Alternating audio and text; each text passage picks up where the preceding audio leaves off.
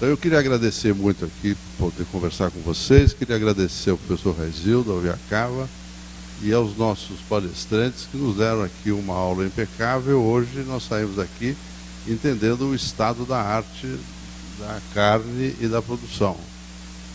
Eu pessoalmente sou muito atento a isso, mas confesso que eu saí daqui melhor do que eu cheguei.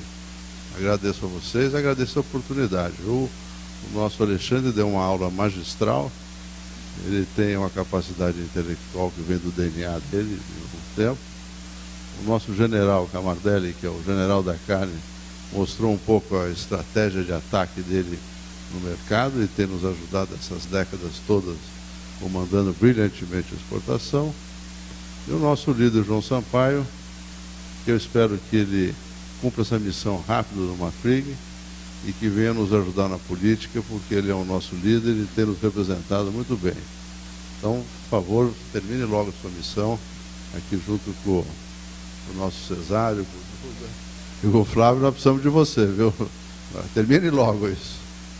Bom, eu queria fazer aqui uma consideração, porque eles colocaram as coisas tão práticas, tão objetivas e com números tão claros, que vale aqui um pouco na provocação fazer uma reflexão de caráter subjetivo da nossa atividade, para poder voltar à pergunta inicial, se vale a pena investir. Eu gostaria de lembrar a vocês que a nossa atividade é a primeira atividade da humanidade. Pecus pecunia, peculio pecuária. Isso é uma coisa atávica, ancestral. O homem, antes de ter noção de território, ele tinha um rebanho. Ele era o detentor da proteína. Deter a proteína era o poder supremo. Então, essa nossa atividade, que parece corriqueira, é a primeira atividade da humanidade. Durante centenas e centenas de muitos mil anos, um rebanho é sinônimo de moeda, sinônimo de riqueza, sinônimo de fortuna, e é a grande moeda do homem até ele poder ter a impressão no metal. Então, essa é uma atividade que carrega uma carga atávica, ancestral muito forte. E nós temos dentro de nós essa carga. Todos nós. Eu vi nesses 30 anos de pecuária que eu exerço, o sujeito ganha na loteria ou ganha um dinheiro na sua atividade, a primeira coisa que ele faz é comprar uma fazenda, botar as vacas, criar vaca, e não sabe nem para quem que ele vai vender, se está perto, se está longe, ele quer ter vaca, ele quer ter as vacas, quer criar o gado e pronto. E isso mais ou menos tem sido assim. É importante essa, porque é uma paixão com uma carga muito grande. E isso tem permeado muito a nossa atividade aqui no Brasil, um pouco no mundo inteiro. Mas o mundo já apanhou mais. Nós somos assim um pouco tolerantes com as deficiências. Se nós temos uma atividade menos lucrativa em qualquer outra atividade, a gente já corta a sangria rápido, já estanca. A pecuária a gente adora tanto, a paixão é tão grande, então a gente fica mais tolerante com o prejuízo, com as dificuldades. E é uma atividade fundamental, não só para a economia do Brasil, para a história da economia do Brasil. Nós sabemos que a nossa pecuária de corte é um projeto nacional coletivo de grande sucesso. Nós temos uma indústria que se modernizou de uma maneira extraordinária. Nós temos uma capacidade produtiva. O criador brasileiro tem um talento extraordinário, uma capacidade empresarial extraordinária. E eu acho que nós levamos em conta esse caráter abstrato que eu estou falando aqui, mas que ele é muito forte, ele permeia muito parte das nossas ações. Eu queria voltar à pergunta inicial, dizendo que eu, como produtor, e pelo que eu ouvi aqui hoje, pelo que eu sinto, essa nossa atividade vai voltar a ser lucrativa se nós tivermos metade do rebanho que nós temos e o dobro da produtividade. Aí a coisa vai ficar boa. Eu acho que eu não tenho orgulho nenhum de ter esse rebanho do tamanho que nós temos e produzimos tão pouco como nós produzimos. Nós ficamos, nós temos não sei quantos milhões de cabeça, porque nós temos não sei quantos milhões de cabeça, e produzimos tão pouco. Eu acho que o nosso negócio vai ficar razoável quando nós tivermos um rebanho bem menor e uma produtividade muito maior. E eu acho que essa é a provocação que eu queria deixar aqui na mesa, no nosso debate, em que nós realmente temos uma estratégia futura, uma estratégia a médio prazo, como produtores, para não ficar nessa produção. Nós produzimos, a pecuária de corte no Brasil tem produzido sem saber para quem vai vender. As pessoas produzem, compram, começam a produzir e não sabem para quem vai vender isso. Ninguém pensa nisso. ou pelo menos não pensavam tanto. As coisas melhoraram. Nós não estamos produzindo sobre uma demanda específica. A gente produz o bezerro, o boi gordo, depois vai atrás de quem vai comprar, vai brigar com as pessoas. Então, um pouco essa é a provocação que eu queria fazer diante de aulas magistrais que nós tomamos aqui hoje. Eu, pelo menos, saí daqui entendendo bem melhor do meu negócio. E é um pouco isso, presidente, que eu queria colocar. Ok, obrigado. Fica aí uma primeira provocação do Juvelino e vamos ouvir o Flávio Teles de Menezes.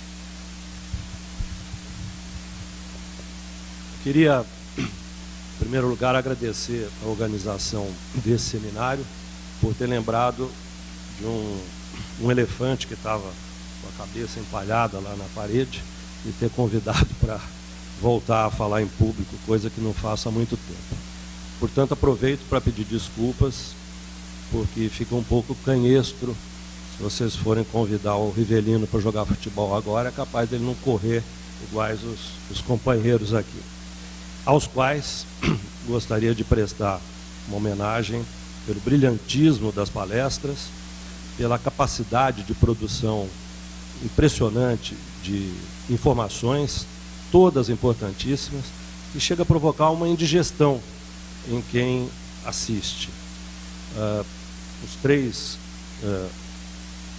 expositores que nos precederam, nós debatedores, acho que esgotaram tudo que era possível de ser transmitido em termos de dados. Então, acho que sobrou para nós dois aqui, debatedores, falar um pouco genericamente da filosofia e da política para responder essa indagação do seminário. Eu vou começar tentando fazer um rápido diagnóstico e para isso é uma pena que nós não tenhamos aqui um slide que mostrasse os currais de um frigorífico no Brasil, de qualquer frigorífico de bovinos no Brasil. A total heterogeneidade de animais no curral do frigorífico falaria mais do que eu vou falar agora, mas como eu não trouxe o slide, eu vou ter que falar sobre isso. Nós estamos além da transição de ciclos pecuários, que acho que todos hoje já conhecem, eu vejo muitos jovens aqui, deve haver estudantes ou estagiários, todo mundo já aprendeu sobre isso.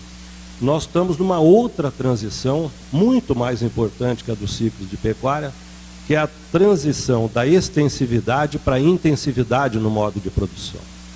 E esta está sendo feita num país de dimensões continentais, onde a marcha para o oeste até pouco tempo era possível. Portanto, enquanto nas zonas tradicionais a intensividade se operava, nas zonas novas a extensividade continuava a ocupar o seu papel. E um país em que as barreiras socioambientais, nessas três palavras acho que está contido tudo que vocês devem estar pensando, de ecologia, de índio, de Ministério do Trabalho, etc., transformam o governo brasileiro e as instituições públicas no maior aliado dos nossos adversários. Coisa inédita no mundo. Por isso que eu falei que eu ia falar um pouco de filosofia e de política. É um país realmente estranho. É um país que se esmera em criar dificuldades para quem queira trabalhar e produzir. Um país onde inexiste um sistema de classificação de carcaças para os bovinos. E é um país, e eu queria lembrar que esse dilema entre extensividade e intensividade também existe para os industriais. Enquanto alguns modernizaram as suas plantas e, portanto, têm processos industriais modernos, perenizou-se o sistema de comercialização do produto. Você tem uma planta super moderna, melhor que qualquer outro lugar do mundo, e na hora de vender, a quantas carretas vão lá para o Pão de Açúcar, não sei aonde, continua igual a 30, 40 anos atrás. É assim que se forma o sistema de comercialização.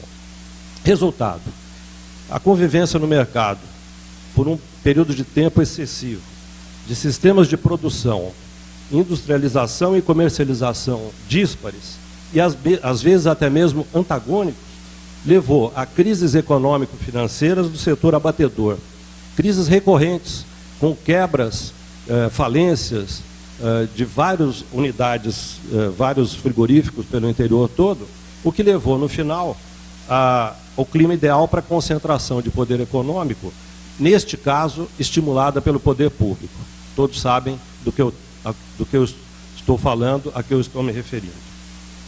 Outro resultado disso tudo, uma lentidão, às vezes exasperante, na produção de resultados financeiros positivos para aqueles criadores, como os que estão aqui nessa elite da NPC, ou para os industriais que se dedicaram à tecnologia de ponta. Então você sabe, pela teoria, você está no caminho correto, mas há uma lentidão exasperante de ver o resultado financeiro daquele investimento que você fez. E isso é resultado dessa convivência, dessa disparidade de modos de produção em todos os setores da cadeia do poder.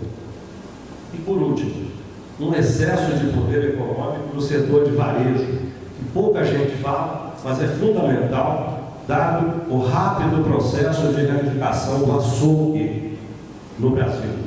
O açougue foi erradicado praticamente no Brasil, substituído pelo setor de gás das redes de supermercado, o que deu um excesso de poder econômico. Nós, pecuaristas, muitas vezes jogamos toda a culpa da formação de preços no setor industrial. E nos esquecemos que eles também enfrentam um setor ainda mais caracterizado por eles.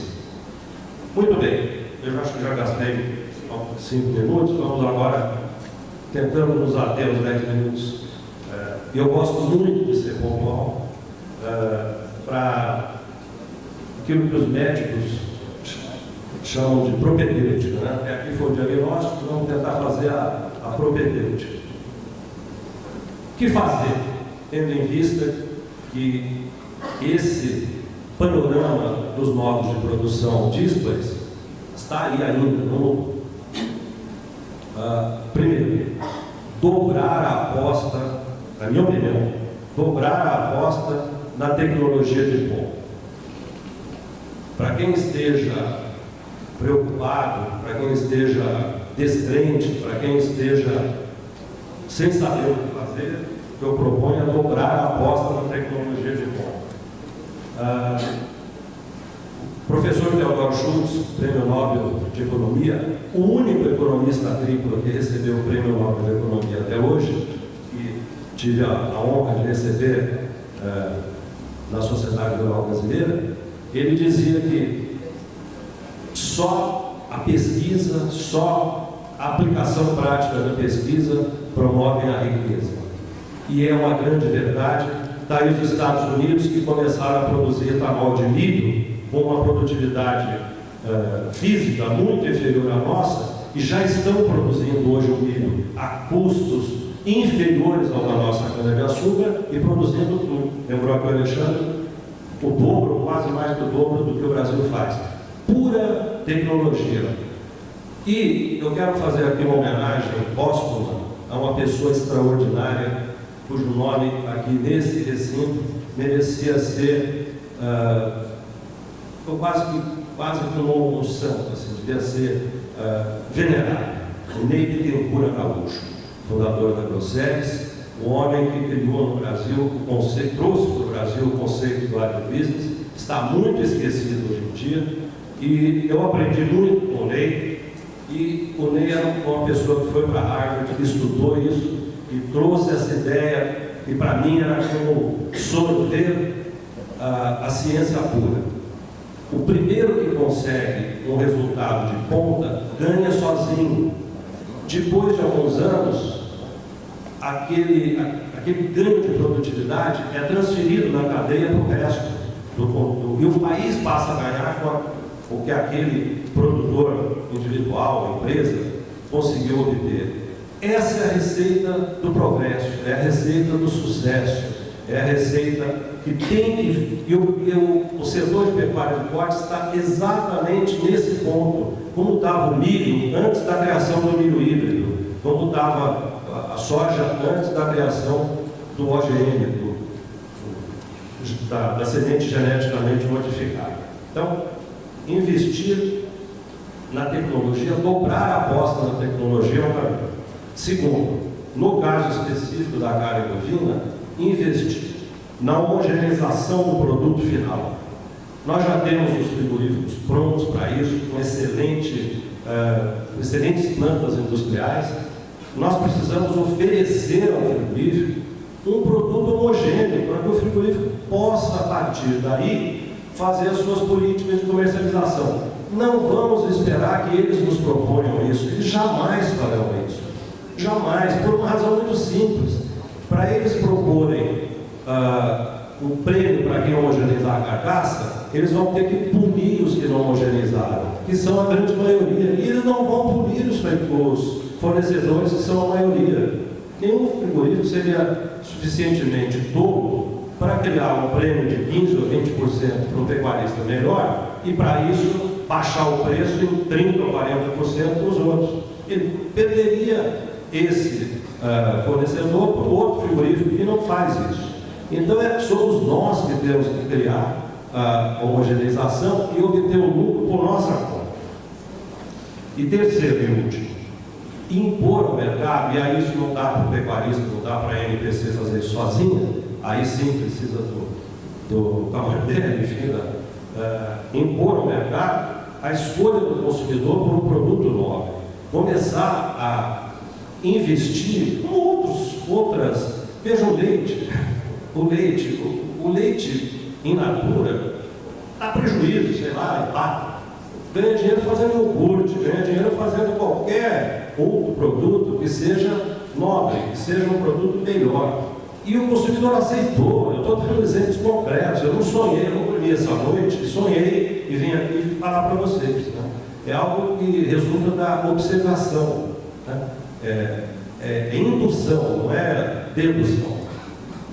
E com isso eu terminei as 3 ideias que eu tive para tornar a pecuária de corte moderna e eficiente e remuneradora, mas eu não posso deixar de falar a última coisa, que é o seguinte: do setor público, que nós ouvimos tanto sobre aqui, eu rezo todos os dias para que Deus ilumine para eles pararem de trabalhar. Só isso. É impossível esperar do setor público brasileiro que ele nos ajude.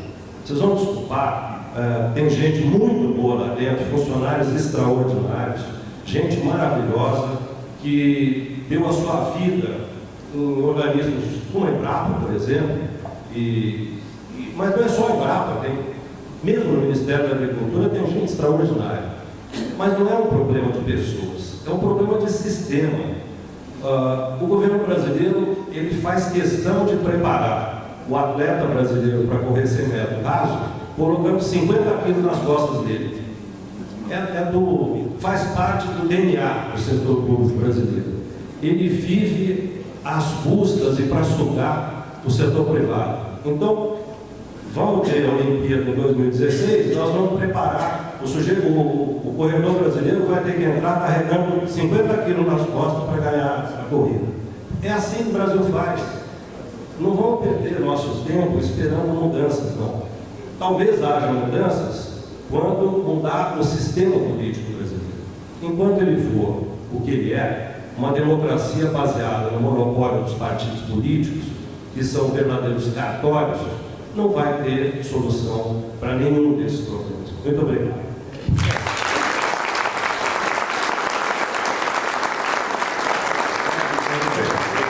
Continuem fazendo suas perguntas por escrito, elas estão sendo trazidas aqui à frente e já nós vamos passar a palavra para o Dr. Cesário, que vai então dar início ao nosso debate respondendo as perguntas. Eu quero convidar agora o presidente da ANCP, o professor Raizildo Lobo, para uma breve palavra.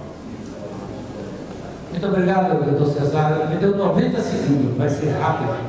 O país está passando por um problema muito sério ligado à empresa agropecuária, a Embrapa. E aí, hoje, esse ano a Embrapa está fazendo, foi fundada em 1973, está fazendo 40 anos, e uma entidade altamente produtiva do bioma cerrado está a ponto de ser extinguida. Quer dizer, sair do seu lugar, perder toda a sua memória e colocar no lugar. Então nós estamos fazendo aqui uma baixa assinada e esperando que todos assinem. Nós vamos fazer o seguinte, após a leitura, quem tiver contra, bata a palma. Quem não bateu, está aprovado. Os abaixo-assinados brasileiros, associados, produtores e participantes do 19º Seminário Ribeirão Preto, vêm de público manifestar sua indignação em relação à iminente perda por parte da Embrapa Cerrado, em relação de uma área experimental de 95 hectares em Planaltina, Distrito Federal, utilizada há 40 anos para pesquisa de soluções tecnológicas aplicadas ao bioma cerrado. Desta forma, solicitamos de Vossa Excelência a imediata revisão desta perda irreparável por parte da Embrapa, da pesquisa brasileira e difusão de tecnologia para os produtores.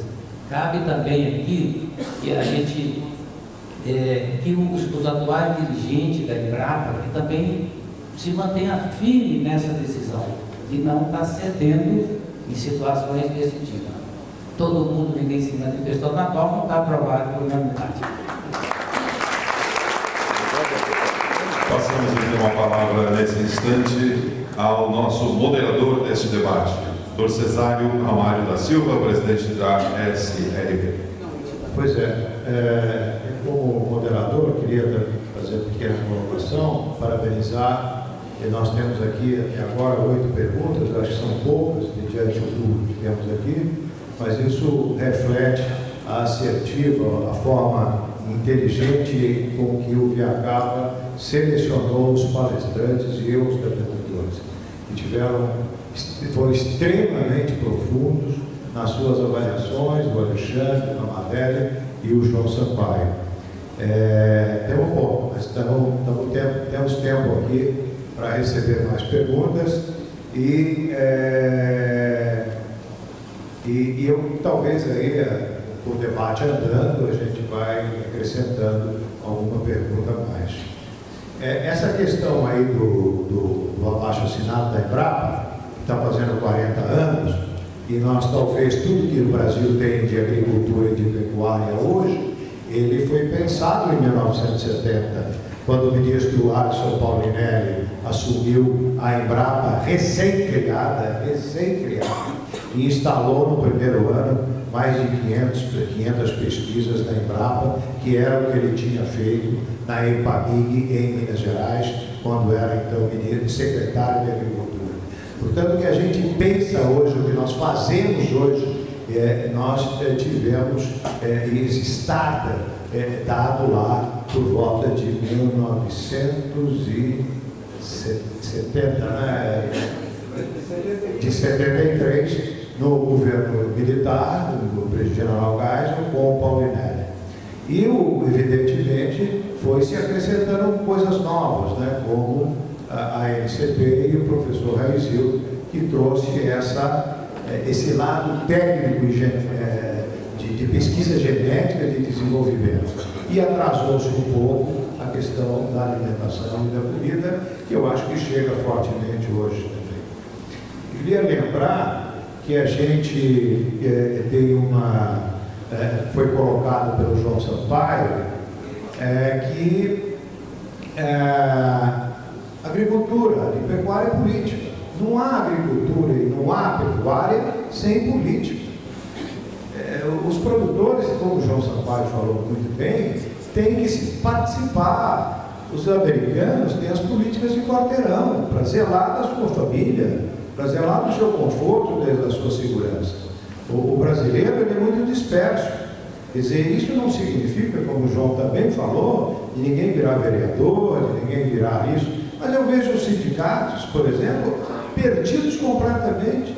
Eu voltei para um sindicato lá no Mato Grosso do Sul, tinha 3 caras perdidos lá, e o presidente tem que ser arrancado de um determinado lugar, ele faz um baita favor de ser sindicato. E, no entanto, no estado de São Paulo, o estado mais rico da federação, nós temos uma federação dirigida por um homem há 44 anos. Está no seu 11º mandato, e não há brasileiro paulista aqui que cobre isso. É impossível um homem levar uma federação desse nível. Nós estamos em campanha contra ele. Eu não sou sindicalista em São Paulo, não sou do sistema sindical, mas nós estamos preocupados com isso, porque muitas das coisas que aqui se falou é problema político. E todas essas questões também, professor Reis, aqui levantadas, a questão da logística, a questão da tributação, a questão do Itamaraty, a questão de nós ganharmos os mercados, ganhar os mercados asiáticos, como o Camardelli mostrou, o crescimento das compras da Rússia, o potencial crescimento de toda a Ásia. Nós precisamos de um Itamaraty que saia da cadeira do ar-condicionado em Brasília e que tenha disposição para brigar e não para bater nas costas um do outro e tomar um uísque ou champanhe, nada contra. Mas tem que trabalhar. O nosso ex-presidente, Pedro Camargo, perguntou ao ministro Celso Amorim por que ele não negociava com os americanos, por que ele abriu mão da ALCA, que integrava as Américas até o Canadá, passando pelo México, porque o americano é muito difícil. Mas difícil por quê? Porque ele luta para vender o produto dele, porque ele morre para vender o produto dele.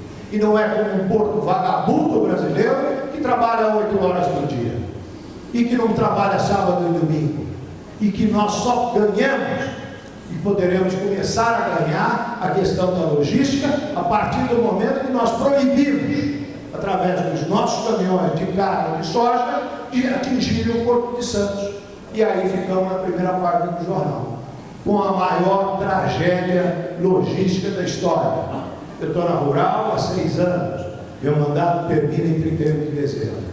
No discurso de posse que eu lá estava, que era presente o João Sampaio, governador Serra, ministro da Agricultura, 3 ou 4 ex-ministros, 20 deputados federais, eu falei exatamente isso, de logística. Mas como nós temos um Ministério da Agricultura que cada dia é mais fraco, cada dia é pior, e ontem eu escrevi um artigo no Jornal Estado de São Paulo, me deram espaço, acusando a fragilidade do Ministério da Agricultura.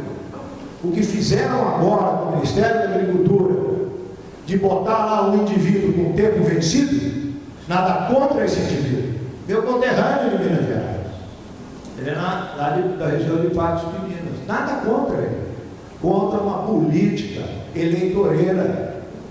Não se perguntou a esse indivíduo se ele sabe, preocupa-se com o pecuário ou com o agricultor. Nada, é puramente eleitoreiro. Então, por isso, agora mais calmo, falando que nós devemos sim ter atitudes políticas, mas não precisamos fazer barreiras, não precisamos criar concentrações. A política tem que fazer todos os dias. Nós temos que fazer política e apoiar as nossas entidades, participar das entidades existentes. A Rural brasileira adora ganhar sócios. Nós nos orgulhamos, assim como a PCC, de ser uma representante da produção, do produto rural brasileiro. Nós somos isso, centenariamente.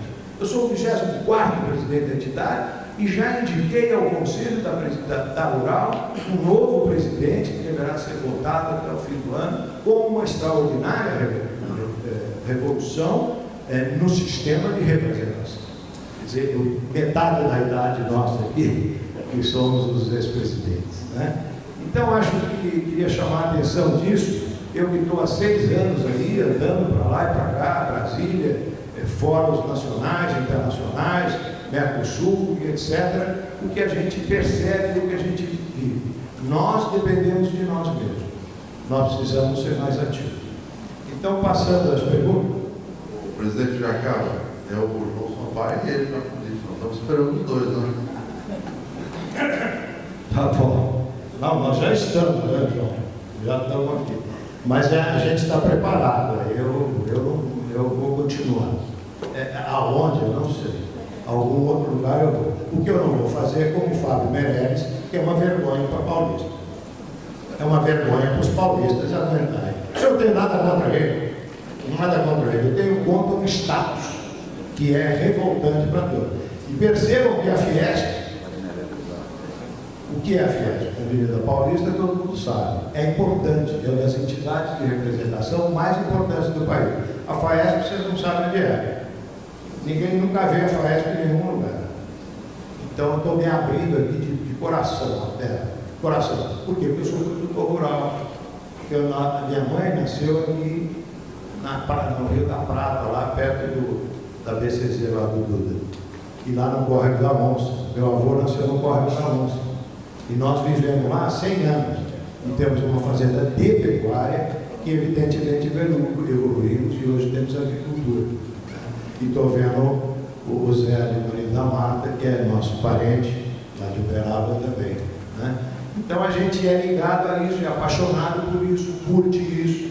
Então é por isso que eu faço um apelo de coração, de alma que a gente tem envolvido com isso. E agradecendo mais uma vez, professor, a honra de estar aqui nesse lugar, o prestígio que o senhor deu a mim e principalmente a minha entidade, a Sociedade Rural Brasileira. Muito obrigado.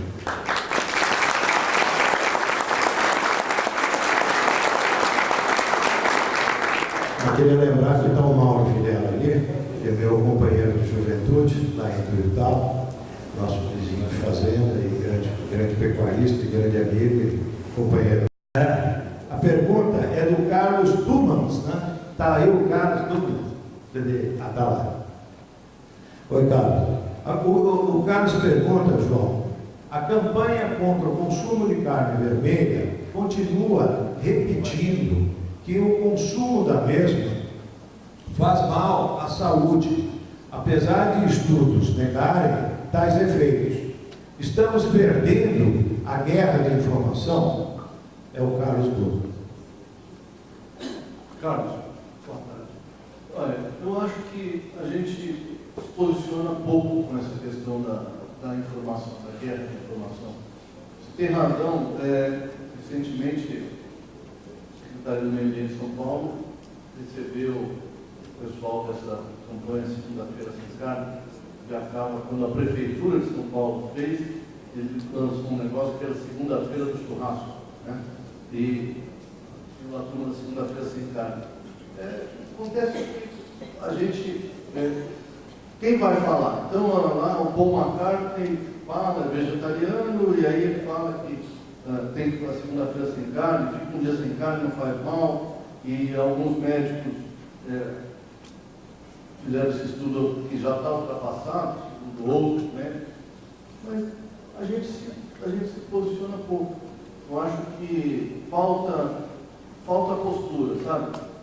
O frango, o pessoal do frango fez um trabalho muito forte dessa história de que come um frango magrinho que você emagrece, que então vamos dizer, quem tem essa predileção por fazer dieta, você pode ver que não é o meu caso, que gosta de comer frango, quer comer frango, porque acha que o frango emagrece. Sempre, às vezes, pode ser que o frango não faça tão bem quanto a carne faz. Depende do momento, quando a gente não se posiciona, e o frango se posiciona.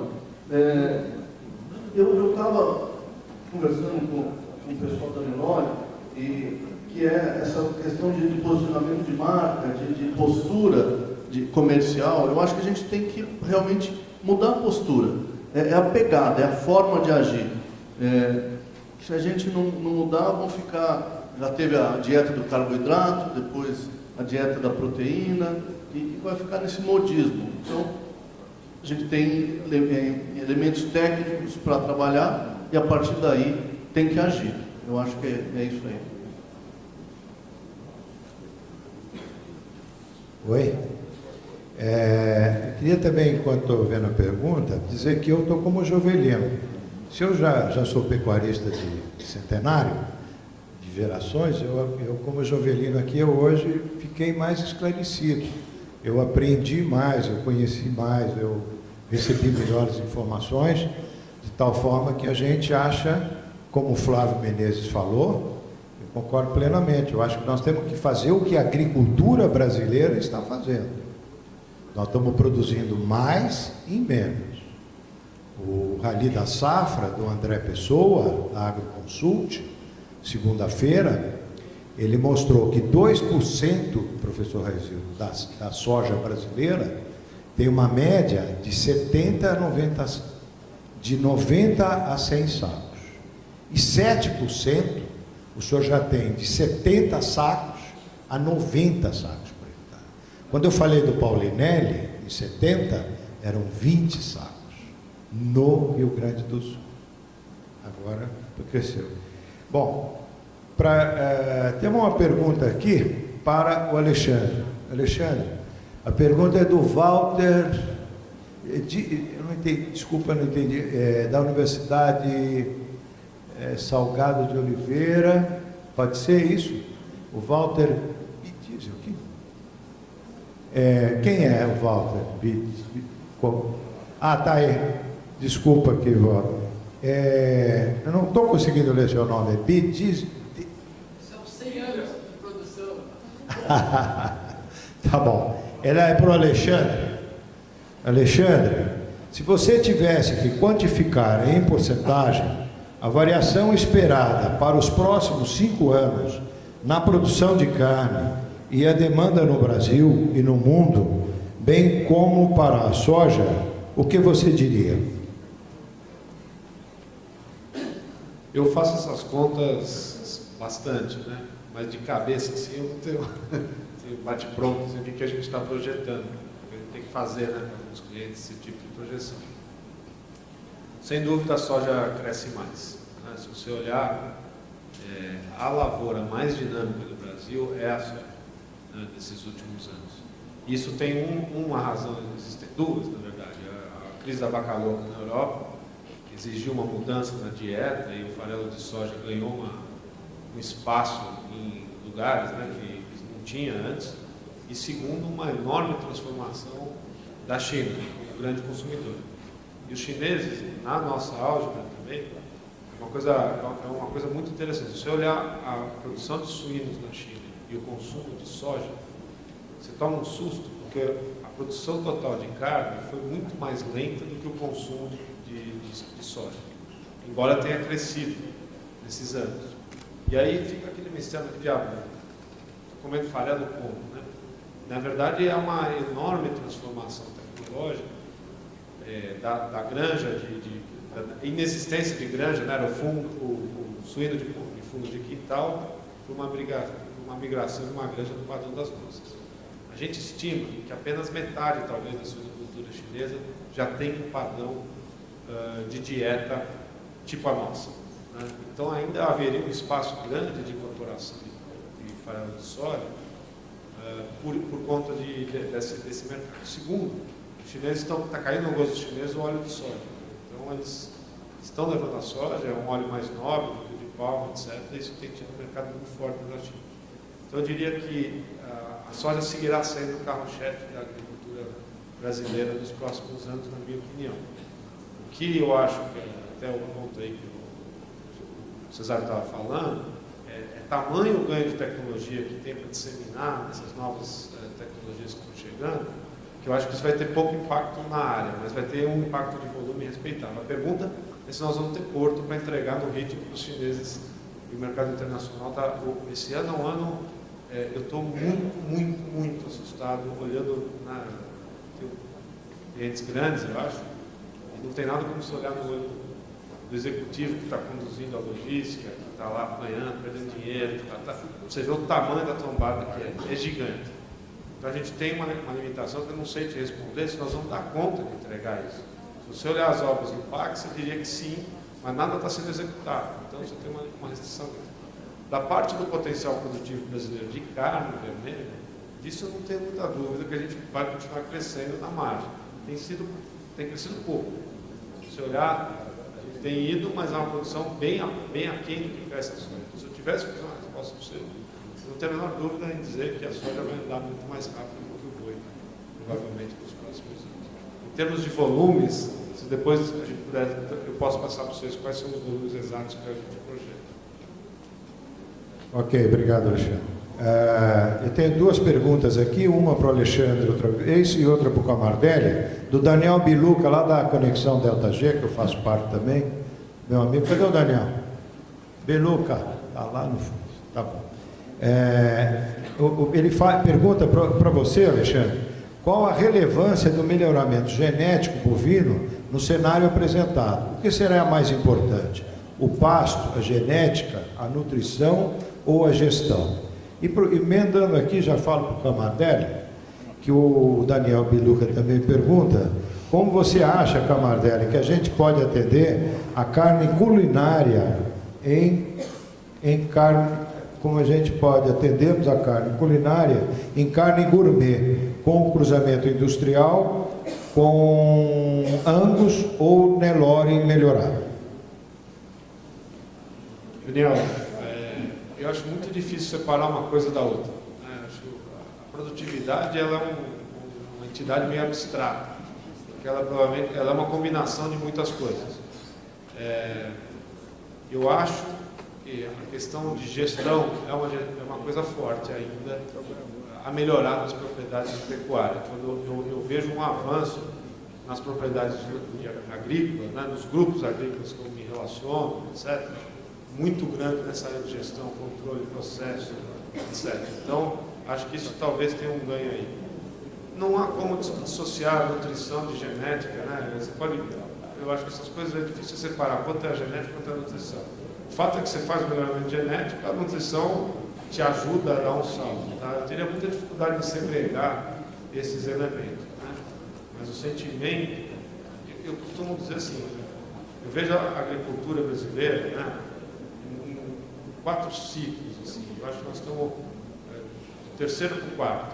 O primeiro ciclo foi um ciclo de ocupação territorial, expansão, a pecuária foi, abriu, entrou. O segundo ciclo, acho que é um ciclo de domínio tecnológico. Eu acho que nós já cumprimos a maior parte desse ciclo nós já cumprimos. Agora é melhorar, nós já fazemos. A terceira fase é gestão, é custo, sabe, controle, processo, informática na agricultura, sabe, organização da produção, etc. Acho que a gente está indo, e nós brasileiros a gente tende a ser muito receptivo a essas inovações. E o quarto movimento que eu vejo é governança. Estou começando a ver um movimento muito forte, participo de algumas experiências profissionais que me dá muito prazer participar de conselho de família, de coisa. Percebo assim, uma mudança de visão, em vez de dividir fazenda, de dividir empresas, né? Ações de empresas, etc. Eu acho que esse é um ciclo que a gente está vendo, óbvio, nos grupos maiores, etc. Mas é um processo todo de uma profunda transformação. Né? Mas a gestão ainda é uma coisa que tem que caminhar. Controle de custo. Ok, o Alexandre, Camardelli, nós precisamos terminar aqui às 2 horas, eu tenho mais meia dúzia de perguntas, um pouquinho de brevidade. E aí, cruzamento industrial, com Angus ou Nelore melhorado? Cruzamento industrial, Angus ou Nelore melhorado? Agora eu quero ver. Eu vou pedir para o Alexandre responder. Não, eu tenho que ser honesto, né? Então é assim, o mercado fala por si só. Tá? A raça europeia ela tem uma aptidão pelo marmoreio, é muito mais fácil para fazer marmoreio. E é muito mais difícil transformar um boi branco para ter uma aptidão por um corte direcionado. Então vou dar um exemplo bastante prático. O colchão mole, 90% da bresaula é feito com zebu, vale $200 a mais no mercado que o colchão mole de raça europeia. Em contrapartida, o contrafilé de raça europeia vale $100, $150 a menos que o de Nelore. E todas as tentativas de aptidão, de conversão e dos recursos de maciez, elas terminam um pouco no teste da humanidade. Né? Um contrafilé maturado 7, 14, da determinada raça, ele aceita 21, 28 dias. Da raça, algumas raças, como a raça do Nelore, por exemplo, ele não é que ele não seja propício, mas ele aceita, de certa forma, a tecnologia até a segunda, terceira semana. Depois ele incorpora um pouco mais de água, isso aparece quando tu vai fazer o tipo de corte. Então, nós temos que preparar o boi e o corte para o mercado que remunera mais. Correto? Então, eu acho que também vai muito do pegar o animal e fazer o acabamento. A cota rio remunerar mais, tem que fazer 90 dias de imposto, mas 90 dias de imposto está proibido, então tem que fazer 60. Aí tu entra na área que o Alexandre colocou. É mais ou menos a história do passado, botar o lápis na tabuleira, né? E procurar e encontrar esse patamar que seja o viável do processo, dentro da tua localização. Aí está logística, transporte, né? Os frigoríficos no passado, nós tínhamos 30% das condenações de carcaça pelo transporte. Onde é que é feita o machucado do animal? Na parte mais nobre, no traseiro e no lombo.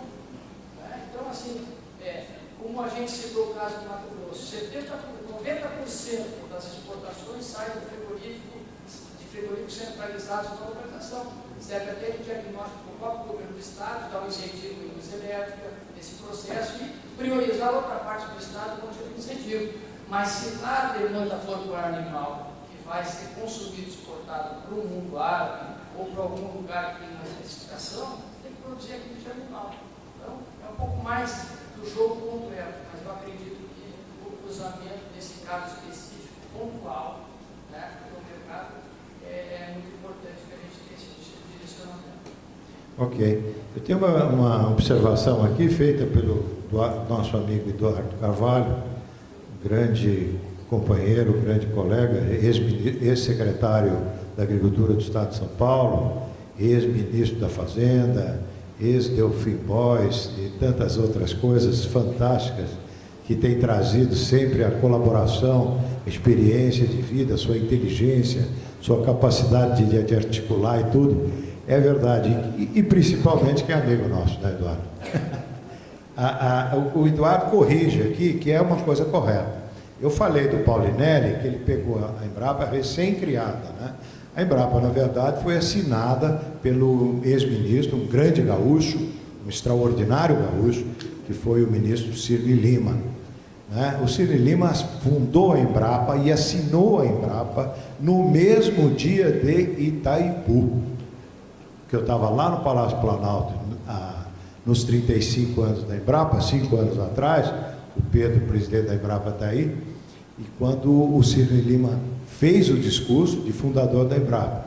Mas ele fundou a Embrapa e copiando, trabalhando junto, né, com o Paulinelli. Eu acho que foram dois grandes brasileiros aí, e que naquele tempo a gente pensava, né, Eduardo? A agricultura era pensada no médio e no longo prazo. E hoje nós, infelizmente, não pensamos. Muito obrigado pela observação. Nós temos uma pergunta do José Carlos do Prado Júnior, do Pradovete. José Carlos, está aí, pertinho. Ele pergunta o seguinte, Alexandre, nós temos 15 minutos só. Se vale a pena investir na pecuária nacional, quais os principais fatores devem ser trabalhados atualmente e como trabalhar em prol da produção brasileira? Serei rápido, você entendeu, Ricardo? Eu acho que eu acho que o Flávio falou uma coisa muito correta. A tecnologia, essa rota não dá para pular fora. Pulou fora, eu acho que vai sendo eliminado do sistema. Eu acho que tem que ter alguma maneira, um ambiente mais difícil, depende do tamanho da sua propriedade, do jeito, etc., de trazer para dentro a agricultura, de alguma maneira, se precisar se recapitalizar, etc., tentar achar um sistema que bolar, né, um sistema que você consiga lidar com os riscos da atividade. Né? Mas, de um modo geral, eu acho que é um bom negócio para se investir. Gente, a despeito das dificuldades, você vê momentos de retorno. Ok. E nós temos uma outra pergunta aqui que é para a questão da carne vermelha, né? Ele não identificou quem. Vamos ler aqui para ver. Sobre a carne vermelha ser prejudicial à saúde, a carne vermelha, isso aí. A carne vermelha é a melhor fonte de aminoácido metionina, essencial para o crescimento das crianças e nutrição do homem. O feijão e a soja são deficientes nesse aminoácido. É do professor Hugo Tosi. Segundo, a carne vermelha é a principal fonte de ferro disponível biodisponível, se não me engano, na nutrição humana. O Camardelli falaria? Acho que é mais técnico. Mas isso, menos Alexandre? Mais um comentário, né? Não tenha dúvida nenhuma, a própria história da humanidade fala que quando foi-se o homem, né, primeiro, que foi citado, eminentemente caçador, né? E vou responder isso com a passagem para a agricultura determinou uma diminuição de altura de 15 centímetros para a mulher e 10 centímetros para o homem. Isso se responde tudo, né? Eu acho que é imprescindível, não concordo. O João Sampaio colocou, o próprio secretário de Agricultura do Meio Ambiente de São Paulo saiu abraçado, segunda-feira sem carne, aumento da pegada de 5%. É opcional. Quem quiser ser vegetariano, que seja, mas não venha falar mal do nosso negócio. Né? Esse simbolismo todo do Paul McCartney, nós também vamos proclamar um dia sem cocaína.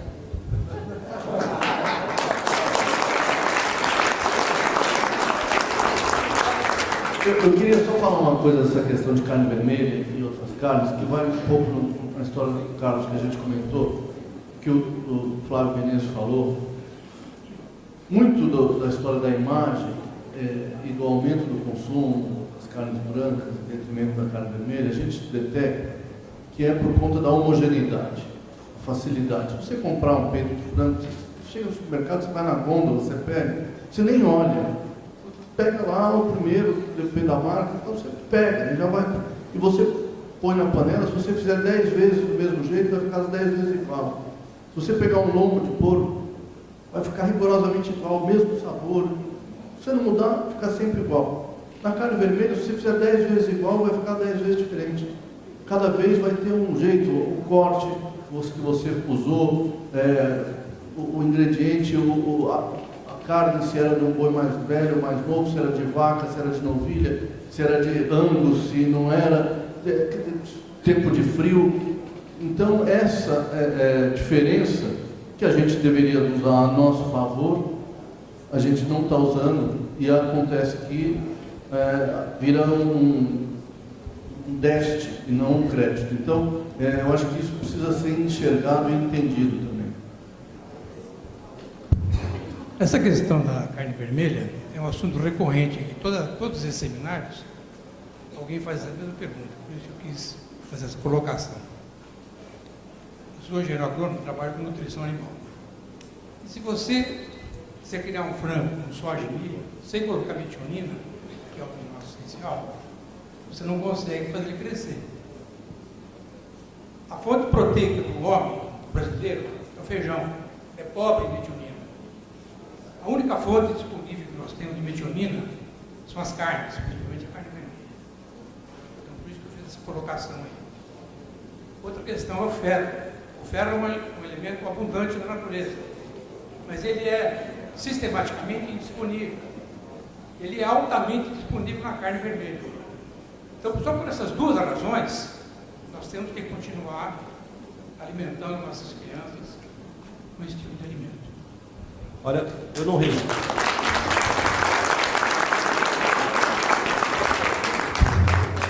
Eu não resisto, eu vou pedir a palavra aqui. Eu acho que alguém podia sugerir à Secretaria do Meio Ambiente, para completar a campanha dela, que sugerisse às mães que comprassem espinafre para dar para os filhos, no lugar da carne, na quantidade necessária para substituí-lo. Isso é uma campanha que foi feita na Austrália pela National Cattlemen Association. Você precisa enfiar pela goela abaixo de uma criança uns 2 quilos de espinafre todo dia para substituir aquele bifinho. Só isso.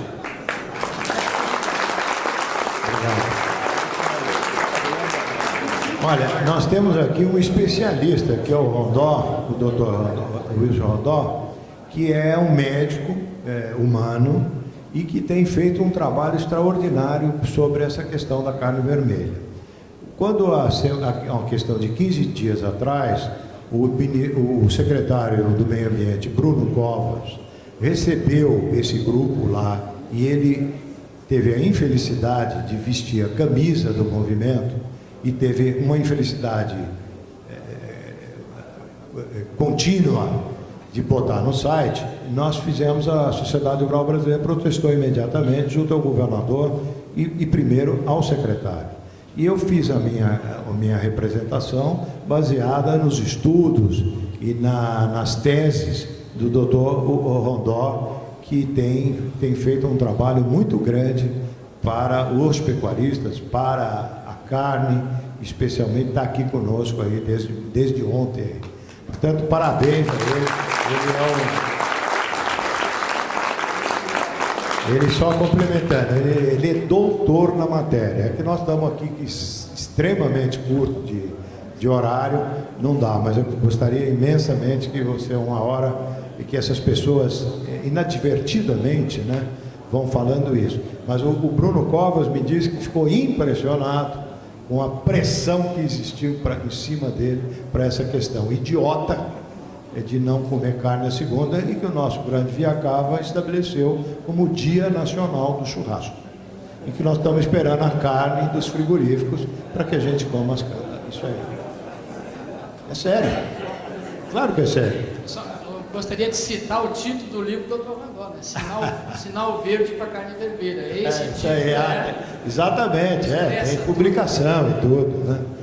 Bom, tem uma pergunta aqui do Amaury. Só contar uma fofoca, sabe?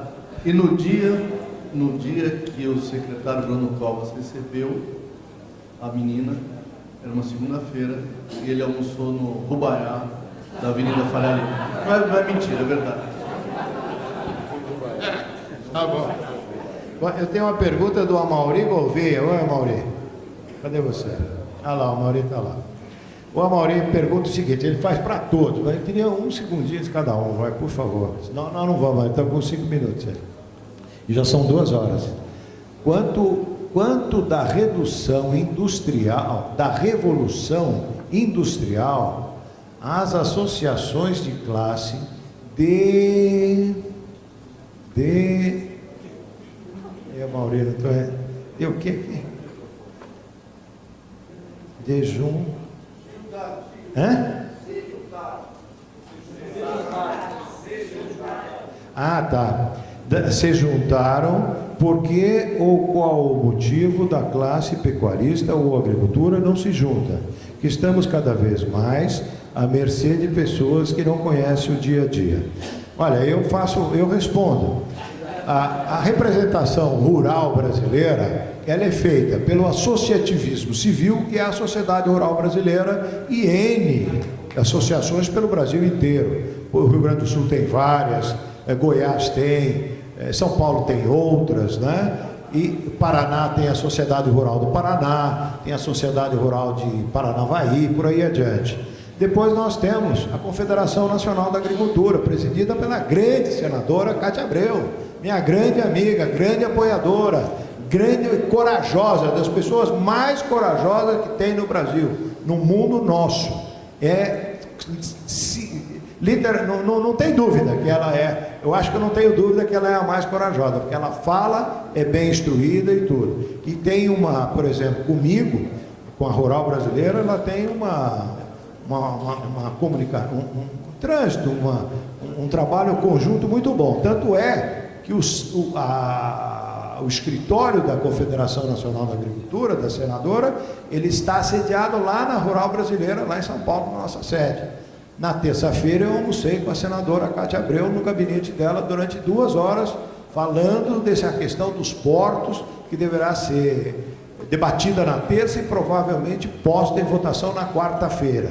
Então a gente tem uma junção muito grande. E por último temos as cooperativas. Agora, um país tão grande, fantasticamente grande como nós temos, ele tem múltiplas associações regionais e tem as associações de produtos que são muito válidas, como a ProSoja, por exemplo, que ganhou expressão nacional agora com essa questão do Porto de Santos. Eu sou fundador da Rural Brasileira, nós temos a Associação Brasileira dos Produtores de Milho, que é presidida, no momento, contratamos o ministro Alisson Paulinelli, que é o nosso presidente. Nós temos a Associação Brasileira dos Criadores de Zebu, que é centenária também, quase centenária, e que cumpre um papel extraordinário dentro dessa representação. Portanto, é difícil fundir, né? Esses três segmentos não se fundem, é muito difícil, que é o civil, a associação civil, a sindical e a cooperativa. Eu acho que a gente tem uma estrutura de defesa muito boa. É que os nossos políticos são duros, viu? A coisa aí, lá em Brasília, a coisa não é muito fácil. Mas eu acho que a gente está caminhando. Alguma observação, João Sampaio, principalmente? Não, eu acho...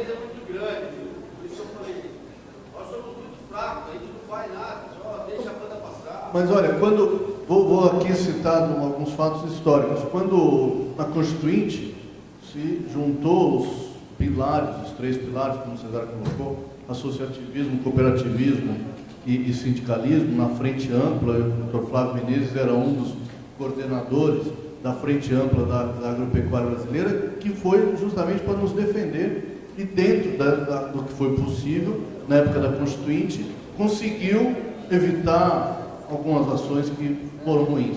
Agora, no início do primeiro mandato do presidente Lula, de novo, algumas entidades se reuniram e fizeram lá o Rural Brasil, que era uma forma de que estava as cooperativas, sindicatos, federações, confederações, BCZ, Rural, DR, todo mundo junto, porque, de novo, tinha lá uma ideia do então governo do presidente Lula de que iria rever o Plano Nacional de Reforma Agrária e tal. Então, todo mundo se uniu. Então, eu acho que tem momentos em que a ação acaba sendo única e é uma ação que pega todo mundo, então vai.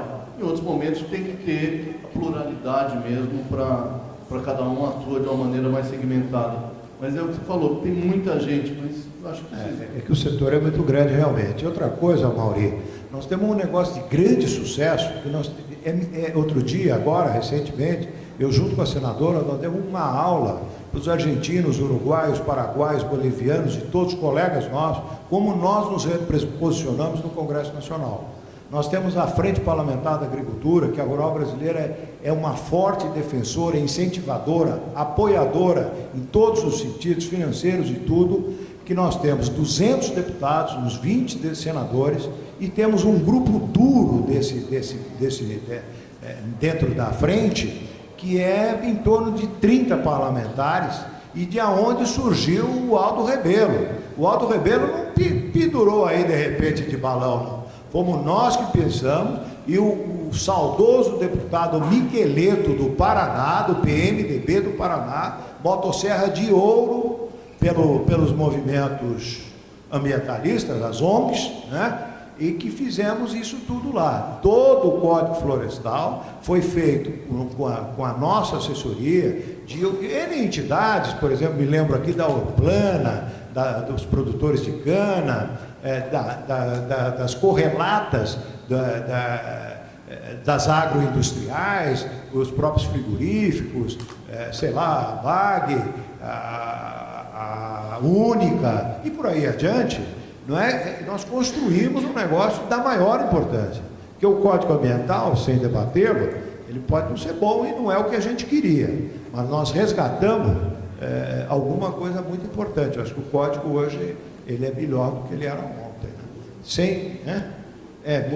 Flávio tá achando. Às vezes eu fico com medo de falar, tem gente que fica brava, mas eu acho sinceramente isso. Nós estamos com 0 minuto, nós temos só 2 perguntas. Dá para fazer, professor? Não dá. Diz que a picanha está passando do ponto. Então tá. Eu tenho 2 perguntas que é do Walter Diesel, né? Não sei se é Diesel, não é da universidade, e que era mais uma para o Camardelli e o do Antônio Balbino. Como o Camardelli vai almoçar aí, vocês falam, conversam com ele, e eu da minha parte encerro, professor apaixonado pelo senhor cada vez mais, porque pecuária é tecnologia. Nós temos que ter volume de carne e não volumes de boi. O Brasil tem 200 milhões de animais, produz 9 milhões de toneladas de carne. O americano tem 90 milhões de cabeças, produz 12 milhões de toneladas de carne. E eu acredito, Viacava, estamos ganhando pouco hoje. Pouco, com certeza. É a menor rentabilidade. aluguel da cana, quando eu recebo, que ocasionalmente não estou recebendo, é melhor, é muito melhor. A mandioca é melhor. Nós estamos alugando um alqueire de mandioca lá no Norte do Paraná, Mato Grosso do Sul, por R$ 2.400, R$ 2.800 por 2 anos. A soja, se aluga o hectare de soja, pode variar de 10 a 15 sacos, né, de soja, a 50, 750 reais de renda e tudo. Mas eu acredito firmemente na pecuária. Eu acho que a pecuária nós pecuaristas temos independência, nós comandamos o nosso negócio e tudo.